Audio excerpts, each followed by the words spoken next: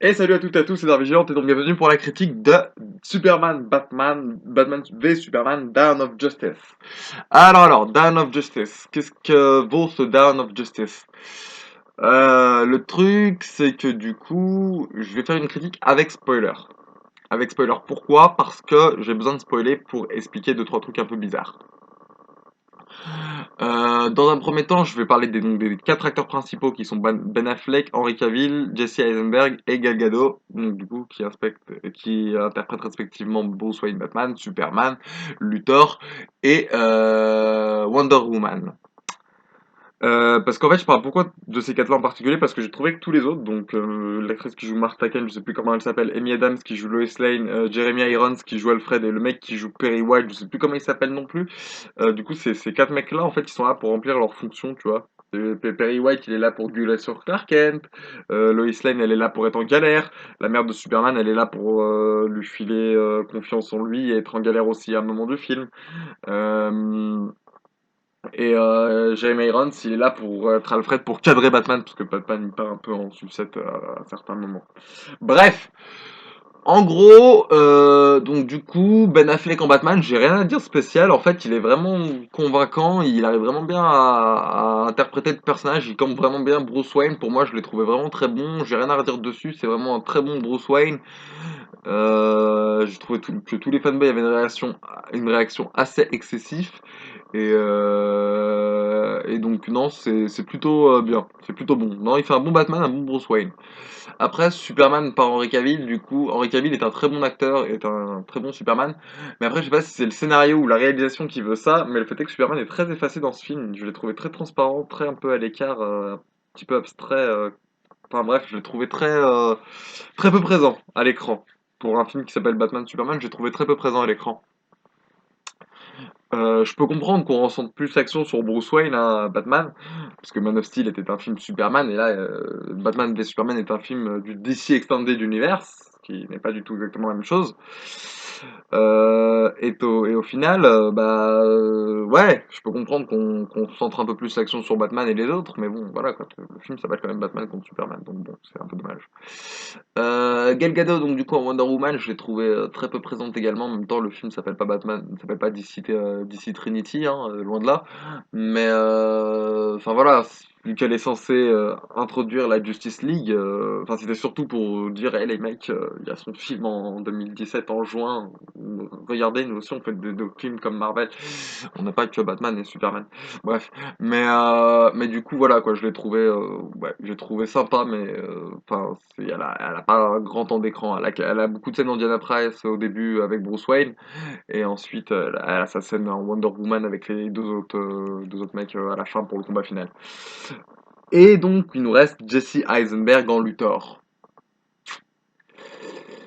Il est classe, il est très classe, il joue très très bien. J'adore le Lex Luthor de Jesse Eisenberg, c'est un très bon Lex Luthor. Pour avoir vu le film deux fois, j'étais encore plus content des scènes avec Lex Luthor dans la deuxième partie, parce que du coup, déjà, la deuxième fois, parce que son thème musical, je l'ai trouvé magique. Donc, c'est le titre, c'est Red Capes Are Coming. Le thème, il a été fait pour, donc comment il s'appelle? Comment il s'appelle? Hans Zimmer et Junkie XL, il me semble. Et par contre, le thème de Wonder Woman, c'est du grand n'importe quoi, hein. C'est une espèce de guitare électrique bizarre. Euh, Par contre, le thème de Luthor, il est magique avec cette musique classique un peu creepy, un peu glauque. Euh, J'avais trouvé ça vraiment magique. Et apparemment, enfin, c'est une modification de celui de Superman, d'après ce que j'ai compris. Donc ouais, pourquoi pas. Ça accentue bien le côté Nemesis et tout. Mais non, le Jesse Eisenberg enfin, le Lex Luthor de Jesse Eisenberg justement est vraiment très très bon, et pour moi je l'ai trouvé juste magique. Donc pour l'histoire, alors l'histoire en gros c'est donc du coup, je crois que j'ai dit tout à l'heure, ça se passe donc 18 mois, 18 mois après les événements de Man of Steel, sauf qu'au début on a un flashback qui nous montre la mort des parents de Bruce Wayne et leur enterrement, la découverte de la Batcave, tout ça, etc. Bon, Bruce Wayne enfant quoi. Et après on a la bataille de Metropolis du point de vue de Bruce Wayne. Et après on a l'histoire donc qui commence. Et en gros, Donc du coup, l'histoire commence par Superman, en gros, qui nous montre ce que c'est d'être Superman. C'est galère d'être Superman parce que le monde ne t'aime pas forcément, même si tu passes ton temps à le sauver, etc. Et au final, en gros, on voit Superman faire ses actions de Superman avec un fond de télévisuel, un petit peu à la Dark Knight Returns en fait. Donc dans le Dark Knight Returns de Frank Miller, on voit plusieurs pages ou des émissions de télévisuel qui s'interrogent sur la criminalité à Gotham, le bien fondé de Batman et de sa croisade, le retour de Batman, que soulèvent les conséquences du retour de Batman, etc. Bah là, c'est un peu la même chose, mais du point de vue enfin, sur Superman, quoi. Donc, ouais, j'ai trouvé ça vraiment pas mal. C'est plutôt bien vu, et en gros, ça te fait réfléchir à la question, Superman devrait-il vraiment faire ce qu'il fait, ou devrait-il être juste un être humain intégré, lambda, et pas bouger, et arrêter de jouer au super-héros. Ça te fait réfléchir là-dessus, mais pas trop, hein, parce qu'il faut pas déconner non plus, parce qu'on a besoin de Superman, au bout d'un moment, faut pas abuser. Parmi tout ça, donc Luthor, Lex Luthor, lui qui voit vraiment Superman comme une menace, essaye de convaincre tout le monde autour de lui que Superman doit être maîtrisé et neutralisé s'il franchit une ligne rouge. Mais tout le monde n'est pas de son avis, donc du coup il va faire un petit peu son truc dans son coin, dans l'ombre. Suite à ça, de son côté, Batman qui commence à, en gros, qui s'énerve, enfin qui a de plus en plus de haine contre Superman. Euh, du coup, il devient très en colère contre Superman, ce qui conduit à une confrontation inévitable. Mais suite à une résolution de combat tout pété, à laquelle je reviendrai plus tard, ils se rendent compte qu'ils sont du même côté et que du coup, ils vont tous les deux s'en prendre à Luthor et Wonder Woman arrive pour leur filer un petit coup de main. Parce qu'elle est sympa. Ouais, bah, ok, d'accord. Le truc, c'est que du coup, bah, c'est là que ça part en couille parce que du coup, le rythme a un film complètement disproportionné en fait. Il s'énerve quand il devrait pas et inversement. Et, euh, et le truc, c'est que l'histoire, sur certains points, elle a été beaucoup critiquée par de nombreux fanboys parce que Batman tue. Batman tue, bah, je sais pas, regarde-toi sur l'histoire de Batman un petit peu, hein, fais des recherches. Batman tuait avant, déjà, dans les premiers numéros, hein, je veux dire, Batman, il a arrêté de tuer à partir du moment où les féministes de l'époque ou des associations de parents, je sais plus exactement, en gros, on conduit à la création du Comics Code Authority, il me semble. C'est à partir de là, je crois que Batman s'est arrêté d'être violent. Mais Batman a tué plusieurs fois. Hein, Batman a tué dans les comics. Batman, il est inspiré de Spirit, pour ceux qui ne sauraient pas. Et Spirit, il avait deux flingues. Batman avait des flingues aussi. Donc voilà. Hein. Donc à un moment, regarde-toi un minimum. Oui, il y a plein d'histoires dans lesquelles on te démontre par A plus B que Batman tue pas. Moi, j'ai un contre-exemple, Flashpoint. Voilà, Flashpoint, Thomas Wayne, voilà. Donc voilà. Donc à partir de là, tu arrêtes de dire de la merde. Euh, et je suis sûr que j'ai lu plein d'autres histoires où j'ai pas lu, où Batman a tué de sang-froid. Il était prêt à buter le Joker dans Silence aussi. Donc me dis pas que Batman ne tue pas, parce que Batman a failli franchir la ligne rouge et l'a franchi de nombreuses fois. Donc arrête-toi là, Batman tue. Hein. On avait eu le même problème dans Superman, dans Man of Steel. Superman ne tue pas, quand il tue Zod du coup. Et bah t'as pas vu la fin de Superman 2 alors. Parce que il tue Zod en fait. Avec un sourire et une vanne en plus. Donc bon, t'es gentil, rencarde-toi sur l'histoire un petit peu. Non mais ça m'énerve ce genre de truc de oui, c'est pas comme dans le comics, c'est une adaptation, putain de bordel de merde. C'est une adaptation. Forcément, ça va différer. Et forcément, ça va passer à autre chose. Et encore, Batman qui tue, je l'ai trouvé très...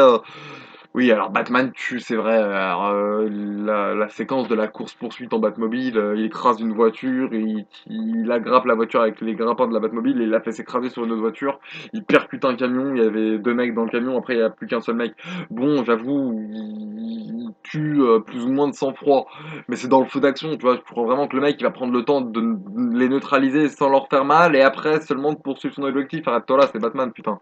Et puis c'est Batman de Frank Miller aussi, donc oui, il est plus sombre, il est plus violent. Ouais. Et donc voilà, donc s'il te plaît, t'es gentil, arrête de nous emmerder pour des conneries. Moi, le problème que j'ai avec ça, c'est avec ce film, c'est surtout la fin en fait. C'est la fin parce que à la fin, donc si tu veux, il y a donc Doomsday qui est créé par Luthor, qui s'embrouille avec Superman, Batman comment elle s'appelle, et Wonder Woman. Et le truc, c'est que du coup, vu que Doomsday est créé à partir du cadavre du général Zod,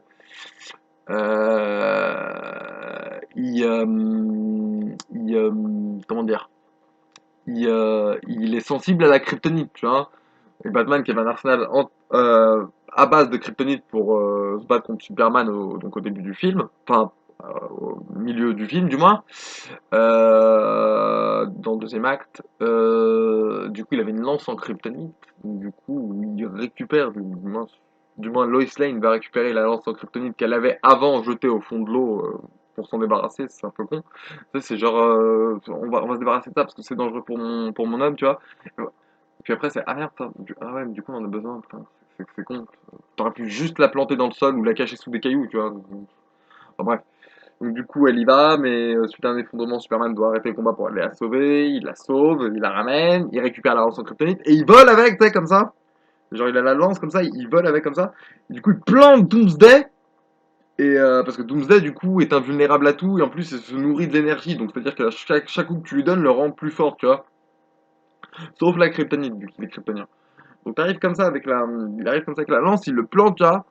Doomsday, entre-temps, avec ses picots, parce qu'au bout d'un moment, il ressemble un peu plus aux comics, et il y a des pics, il plante Superman aussi à son tour, tu vois. Donc les deux sont morts. Et Superman, il veut vraiment en finir avec Doomsday, donc il s'agrippe à un des pics de Doomsday, et il s'enfonce encore plus pour le transpercer carrément, pour le buter. Moi, j'ai une question toute simple, hein. Vous me direz si je suis con ou tout ça. Pourquoi vous avez pas donné la lance à Wonder Woman? Je veux dire, c'est une Amazon, elle craint pas la kryptonite. Pourquoi tu lui as pas donné la lance à elle? Je veux dire, pourquoi toi, spécialement? Ok, Doomsday vient de ton monde, vient de Krypton, c'est ta responsabilité, mais au bout d'un moment, ta vie, elle est en jeu aussi, arrête-toi là. Enfin, oui, tu veux te sacrifier pour sauver Metropolis, c'est ta mission. Mais si tu te sacrifies au bout de deux films, tu vas pas sauver grand-chose, mon pote, c'est moi qui te le dis, hein.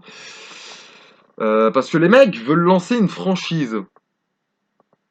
Les mecs veulent lancer la franchise Justice League. Tu veux Snyder. À chaque fois que t'as fait un truc de comics, il n'y avait pas tout le monde qui était d'accord. Et pas tout le monde qui. Tes films, ils faisaient pas l'unanimité. Snyder, tu veux vraiment tenter de faire ta franchise Justice League sans Superman? Mais t'es complètement suicidaire, mon gars. Mais putain, je crois que tu te rends pas compte de la raclée que les fanboys vont te mettre pour Justice League si t'as pas une explication un tant soit peu logique et un tant soit peu en rapport avec la mort de Superman. Parce que, franchement, c'est incroyable. Je vais vous montrer en fait le truc parce que c'est incroyable en fait son histoire à ce mec-là. Il s'est inspiré de deux bouquins principalement. Il s'est inspiré donc de ça, comme tout le monde sait, et de ça. Donc, jusque-là, pas de problème. Sauf que ça là, c'est en deux parties. Hein, là et là. Putain, comment tu veux faire une franchise de la Ligue des Justiciers sans ce mec-là qui fait partie de la Ligue?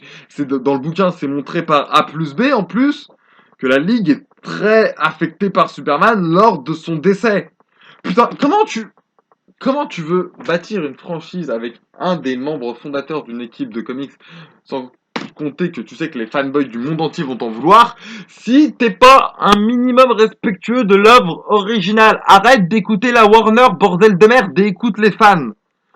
Oui, la Warner, ils ont les droits, oui, la Warner, ils te filent les thunes, mais la Warner, ils vont pas te subventionner à chaque fois que tu vas te rater, en fait.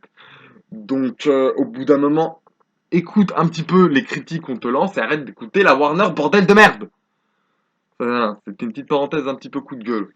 Mais voilà, tout ça pour dire que ce film est bon, ce film a des bonnes idées, mais elles sont pas abouties. Elles sont pas abouties, j'ai l'impression qu'il fait son film à 50%, et forcément, si tu fais un truc à moitié, ça marche pas. Parce que quand tu fais un truc, tu le fais en entier ou tu le fais pas. Mais tu le fais pas le cul entre deux chaises, parce que ça marche moins bien. Hein, c'est comme les caméos, putain de merde. La Justice League. Pourquoi des vidéos, des caméras de surveillance? Sérieusement? Sérieusement, Snyder? Des caméras de surveillance? T'es sérieux là? Putain de merde. Attends, des caméras de surveillance et une photo et un rêve, une hallucination, je sais pas quoi?